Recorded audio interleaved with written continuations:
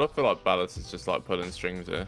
Hello again, guys. So for those of you who did watch the last episode the whole way through, you will know that I had some microphone troubles, and unfortunately, yeah, that will be continuing throughout this episode. So I'm going to try and limit the cuts to kind of the more action and the more eventful scenes, and obviously anytime Jay says anything that is going to warrant some comment from me. But yeah, we'll kind of just go through it as we did last time, and I'll do some overlaying commentary, and hopefully by next episode we will be in a position to bring my voice back. So yeah, I hope you guys enjoy. Okay guys, so we're obviously doing the new war now. I do actually have a full playthrough of the new war on my channel, so I'm not going to cover this in a whole lot of detail. But yeah, we'll just kind of take Jay's perspective on it. It's interesting take playing a flipping Grenadier. Feels very Call of Duty like where you play different like peeps. So one thing to be aware of in the new war is that it is a very long quest, although it's actually probably my favourite quest to actually play in terms of the gameplay style. So what I'll do, I'll kind of just go through each faction bit at the start here and just go over some kind of tips and tricks. With the Grenadier mission, if you want to move a bit faster, I'd recommend rolling. It actually does increase your speed by a tiny bit, but not a whole lot. If you're trying to get through it quickly, that is, like I'm trying to do here, because I have very limited time. I got to what I believe to be minor camp, but I ain't flipping seeing anything. Okay, so it's not immediately obvious for a new player what you need to do here, because the game doesn't make it obvious, but basically you just need to keep killing everything until the next objective spawns in.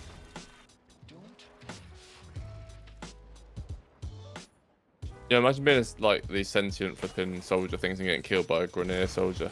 Alright, so having played along with Jay on this, the Corpus mission is by far the least explained one, and the one that catches the newer players out the most, it seems. It really does not explain well everything that you need to do on this mission. Although it's an interesting and kind of puzzle-solving concept, it needs to have a bit more in the way of directing players. So we'll go to kind of each key point in this mission and just see kind of how we do it.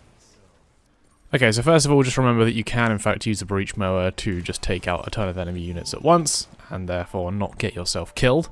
One thing I wanted to say here as well as a quality of life change in these missions is don't put a minimum distance that you have to be away from a console to spawn in a mower. There's literally no point. It wastes so much time. Oh, why does like Viso or Veso sound like such a mug? Okay, turret time. There is a specific spot you can stand in here where you just won't get hit and you can shoot the turret out nice and easy. Alright, so for getting this console, just attach your shield Osprey to the mower that spawns to the left, and he should be able to walk through that electrified floor just fine and hack the console.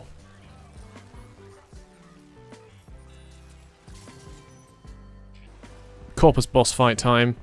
This one can be done fairly straightforwardly, and yeah, we're just going to head to the back left of the arena. Okay, this is looking more promising.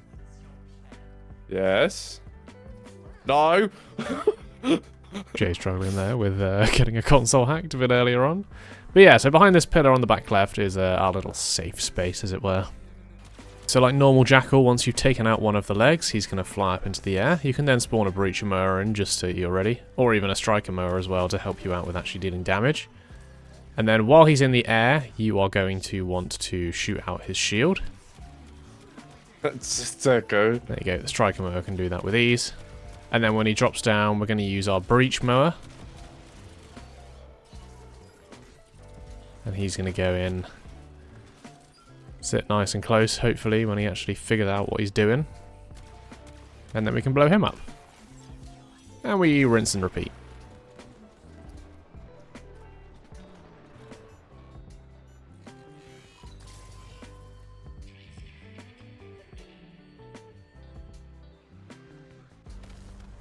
Oh, this game is garbage. The flipping telling you what you need to do. And I think that just about sums it up.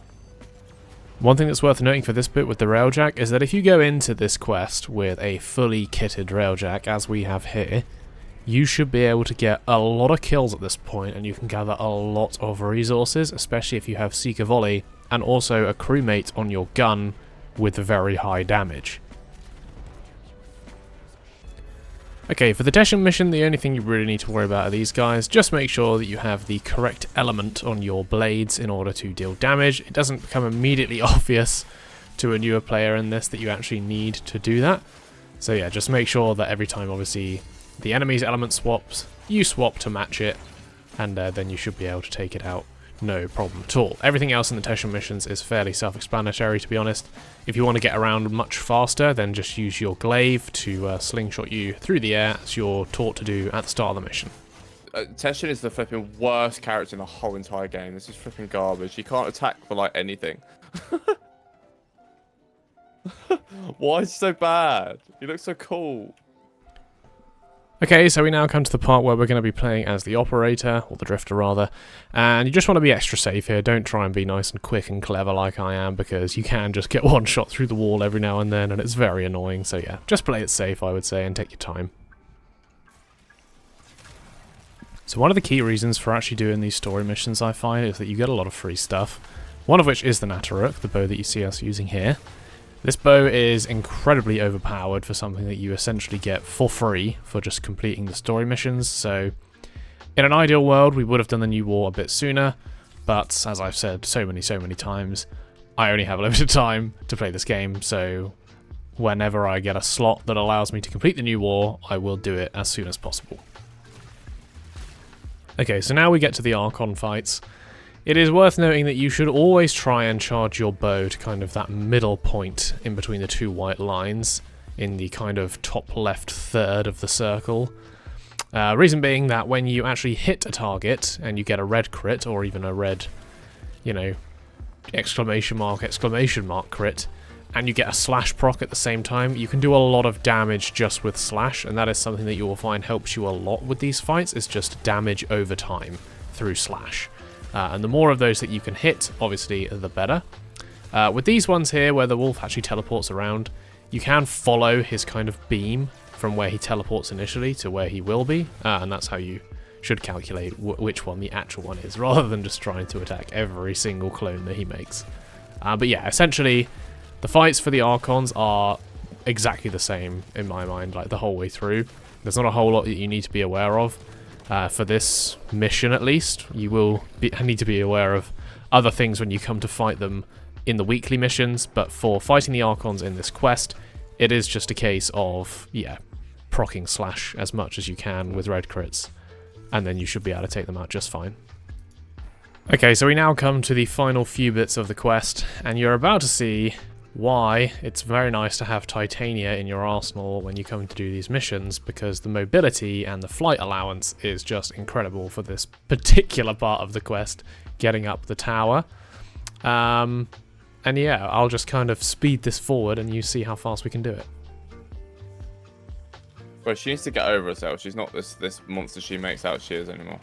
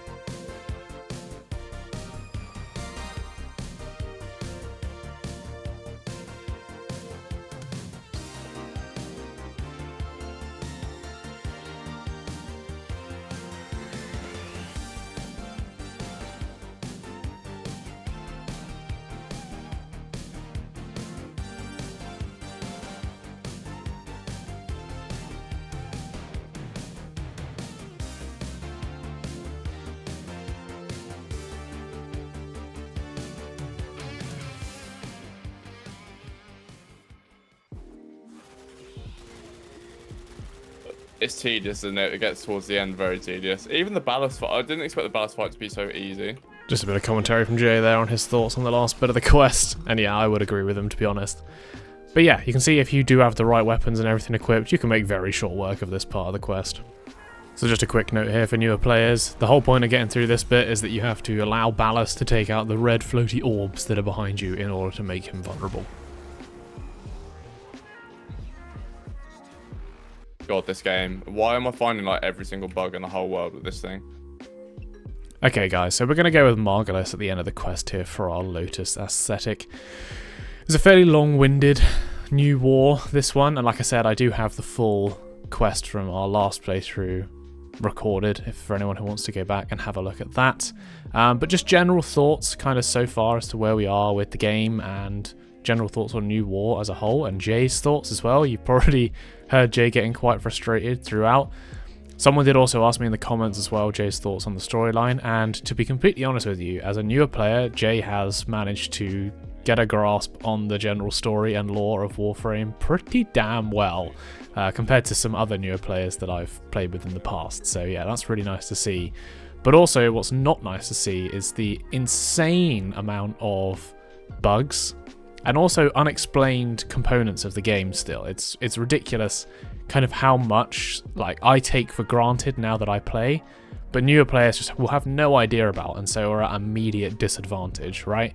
And I think that's something that needs to be addressed, but there we go. That's the new war complete, guys. We can now kind of progress a bit faster with the game, and yeah, we'll go to the standard outro.